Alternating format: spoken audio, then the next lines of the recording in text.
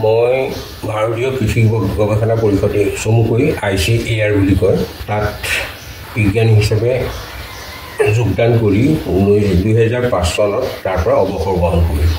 মোৰ বয়স এতিয়া 4 ওপৰ হ'ল। এইখিনিতে মই কথা এটা কওঁ, আজি মোৰ ইমান বছৰ হ'ল অৱসৰ লোৱা, কিন্তু মই কোনো বিষণ্ণতা বা কোনো ইংৰাজীত যিটো বৰিং বুলি কয় সেইবিলাক মই ফিল কৰা নাই। ইয়াৰ কাৰণটো হৈছে মই বিভিন্ন সামাজিক অনুষ্ঠানৰ লগত জড়িত। এতিয়া এই অঞ্চলৰে সাহিত্য চৰা দিছপুৰ, জ্যেষ্ঠ নাগৰিক সন্মিলন, হৰি মন্দিৰ, শ্ৰীমন্ত শংকৰ কৃষ্টি কেন্দ্ৰ, কৰুণাধাৰা, দ্বীপ শিখা ইত্যাদি বিভিন্ন ধৰণৰ অনুষ্ঠানৰ লগত মই জড়িত। আৰু মই অকল জড়িত নহয়, মই সক্ৰিয়ভাৱে জড়িত। সেইটো কাৰণে সম্ভৱ মই একো অসুবিধা পোৱা নাই।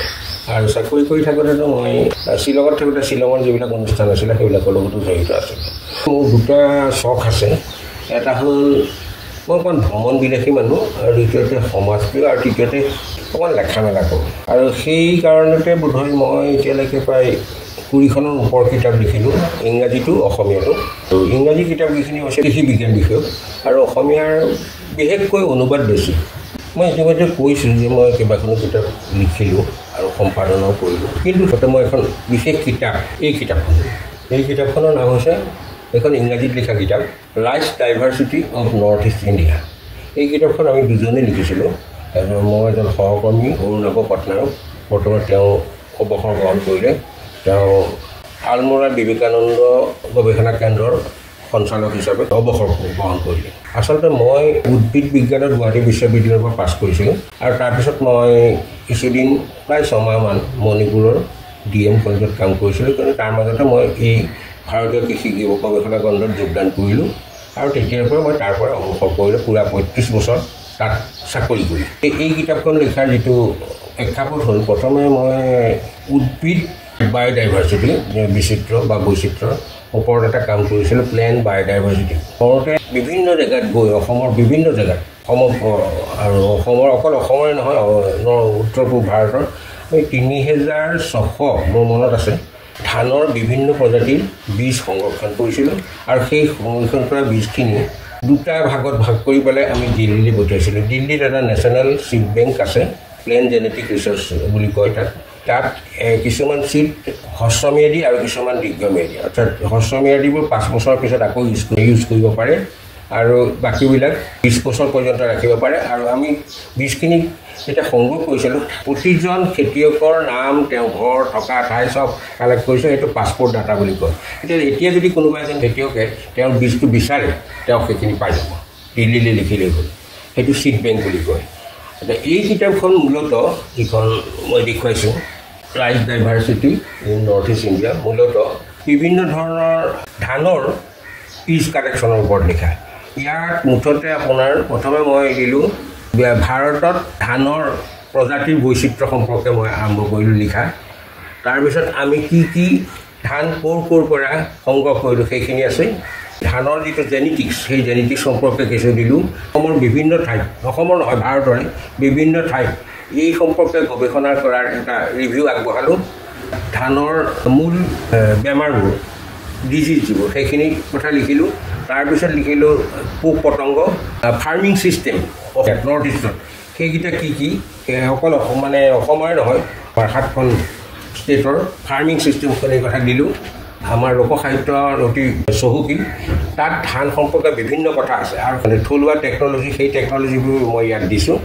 আমাৰ যিটো পৰম্পৰাগত ধানৰ ওপৰত যিটো জ্ঞান কৃষকসকলৰ, সেই সম্পৰ্কেও আমি দিছোঁ। উত্তৰ পূব ভাৰতত অৰ্থনীতিত ধানৰ প্ৰভাৱ কেনেকুৱা সেই সম্পৰ্কেও এটা অধ্যায় আছে। আৰু শেষত আমাৰ 7খন ষ্টেটৰ যিখিনি ধানৰ প্ৰজাতি আমি সংগ্ৰহ কৰিছিলোঁ, সেইখিনিৰ এখন তালিকাও অন্তৰ্ভুক্ত কৰিছোঁ। কিতাপখন আপোনাৰ গৱেষকসকলৰ কাৰণেও হয় আৰু সাধাৰণ মানুহৰ কাৰণেও হয়। মোৰ অন্ততঃ মই সেইদৰে ভাবোঁ। কিতাপখন প্ৰকাশ হৈছিলে 2009 চনত, আৰু প্ৰকাশ কৰিছিলে গুৱাহাটীৰ এটা অনুষ্ঠান, মিলেনিয়াম পাব্লিচাৰ বুলি। কিন্তু আজি ইমান বছৰৰ পিছত কিতাপখনৰ তেওঁলোকে ছেকেণ্ড প্ৰিণ্ট কৰিছে নাই মই সেইটো নাজানো, আৰু বা বজাৰৰ দোকানত, কিতাপৰ দোকানত কিতাপখন আছে নাই সেইটো মই ক'ব নোৱাৰিম। আমি বিভিন্ন জেগাত গৈছিলোঁ, যেনেকৈ মই আপোনালোকক দুটা উদাহৰণ দিওঁ। সেই সময়ত আজিৰ দিনৰ নিচিনা সুবিধা নাছিলে। আমি কেতিয়াবা গাড়ী লৈ যাওঁ, কেতিয়াবা বাছত যাওঁ, কেতিয়াবা ট্ৰেইনত যাওঁ, কেতিয়াবা ওচৰ পাজৰ হ'লে আহি পেলাই, কাৰণ গাঁৱত যাব লাগে, ইয়াততো টাউনৰ কথা নহয়। আমি 2 মাইল 3 মাইল পৰ্যন্ত খোজো কাঢ়িছোঁ, গাঁৱে গাঁৱে ঘূৰিছোঁ। মই 2টা উদাহৰণ আপোনাক দিওঁ। এটা, আমি এবাৰ নৰ্থ কাছাৰ আছিলে, সেই নৰ্থ কাছাৰৰ এখন গাঁৱলৈ গৈছিলোঁ। সেইখন গাঁও আছিলে যে জাতিংগাৰ পৰা অলপমান দূৰত। তালৈ গৈ আমি ধান ধুনীয়াকৈ ধান হৈ আছে, আৰু ধান হৈ আছে, আমি ধানৰ ওচৰলৈ গৈছিলোঁ। কিন্তু আমিতো আৰু ধান গছৰ পৰা বীজ সংগ্ৰহ কৰিব নোৱাৰোঁ। আমি গৈ পেলাই এনেই চালোঁ, ফটো 2খনমান ল'লোঁ। তাৰপিছততো আমাক গাঁৱৰ মানুহবোৰে, সেইখিনি মাৰ লগা আছিলে, তেওঁলোকে খেদি আহিলে। খেদি আহি আমি ভয়ত হেৰি হৈ গ'লোঁ। তাৰপিছতে গৈ যেনিবা তাহাঁতি মানে অসমীয়া নাজানে, হিন্দী ভঙা হিন্দীতে ক'লে, তহঁতে প্ৰথমে ইয়াত সোমা। তাৰমানে গাঁওবুঢ়া ঘৰত সোমালোঁ। গাঁওবুঢ়া ঘৰত কথাটো আমি বুজাই দিলোঁ। আৰু আটাইতকৈ আচৰিত যে আমাক যিখিনি মানুহে মাৰিবলৈ আহিছিলে, সেই মানুহখিনি আমাৰ কথাৰ কাৰণে তেওঁলোকে প্ৰত্যেকে নিজৰ নিজৰ ঘৰৰ পৰা আমাক ক'লে যে তহঁতি বহুত কষ্ট কৰিছে, নালাগে, ঘৰৰ পৰা লৈ আহিলে। আমি বহি ল'লোঁ। বহি লৈ তেওঁলোকৰ নাম চব, খেতি জেগা, গাঁও সকলো লিখি প্ৰত্যেকক আমি ক'লোঁ যে তোমালোকে 250 গ্ৰাম ওজনৰ অলপ ধান দিওঁ। সেইবাৰ ধানৰ নামটো কি কথা, এই কেনেকুৱা মাটিত হয়, সেই সকলোখিনি দি পেলাই তেওঁলোকে দিলে। সেইটো এটা। দ্বিতীয়তে, এবাৰ মাজুলীলৈ গৈছিলোঁ। মাজুলীত গৈ আমি 10 দিন আছিলোঁ। 10 দিনত মাজুলীত আমি যেনে তেনে গৈছোঁ, ক'ৰবাত নাৱেৰে গৈছোঁ, ক'ৰবাত খোজকাঢ়ি গৈছোঁ। তেতিয়াৰ মাজুলী আৰু এতিয়াৰ মাজুলীৰ মাজত বহুত ডিফাৰেঞ্চ, প্ৰত্যেক জেগাতে ডিফাৰেঞ্চ হ'ল। তাৰপিছত এঘৰ মানুহত আমি গৈছিলোঁ। সেইটো তেখেতেও ক'লোঁ এনেকৈ আমি আহিছোঁ। বোলে হ'ব, আৰু ধানৰ বাহিৰে আৰু আপোনালোকক কি লাগে? বোলো অন্য চিজো আমি লৈ যাওঁ, সেইটোলৈ কথা নাই, যদি আপুনি দিয়েতো ভালেই। তেওঁ ক'লে মোৰ ঘৰত নিমখৰ বাহিৰে মই একো কিনিব নালাগে, বাকী চব আছে। তেওঁৰ ঘৰৰ পৰা আমি বহুত সংগ্ৰহ কৰিলোঁ। এইদৰে সংগ্ৰহ কৰি মই আগতে উল্লেখ কৰিছোঁ যে 3000ৰ ওপৰত আমি ধানৰ বীজ সংগ্ৰহ কৰি ৰাখিলোঁ। এতিয়া সেইবিলাক দিল্লী নেশ্যনেল ছিড বেংকত আছে। আৰু তাৰপিছত যেতিয়া মই অৱসৰ ল'লোঁ, অৱসৰ লৈ পেলাই অৰুণাভ পটনায়কৰ লগত ডিছকাছ কৰি আমি, তেওঁ আহে ইয়ালৈ, ময়ো যাওঁ কেতিয়াবা তেওঁৰ তালৈ। তেওঁ তেতিয়া চাকৰিত আছিল। এই কিতাপখন লিখিলোঁ।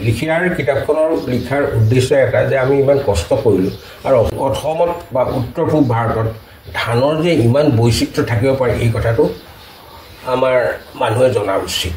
মূলতঃ এইটো কাৰণে লিখিলোঁ। আৰু ধানৰ লগত যে আমাৰ যিটো সংস্কৃতিৰ এটা ওতঃপ্ৰোত সম্বন্ধ আছে, সেই কথাটো ইয়াত মই উল্লেখ কৰিছোঁ। আৰু ধানৰ হেৰি, যেনেকৈ ধানৰ বিভিন্ন প্ৰজাতি আছে, তেনেকৈ ধানৰ বিভিন্ন বেমাৰ আছে, বিভিন্ন পোক পতংগ আছে, বিভিন্ন ধানৰ খেতি কৰা পদ্ধতি আছে। এই সকলোবিলাক সামৰি এই কিতাপখন লিখিলোঁ। এইখন ধৰক প্ৰায় 280 পৃষ্ঠাৰ কিতাপ।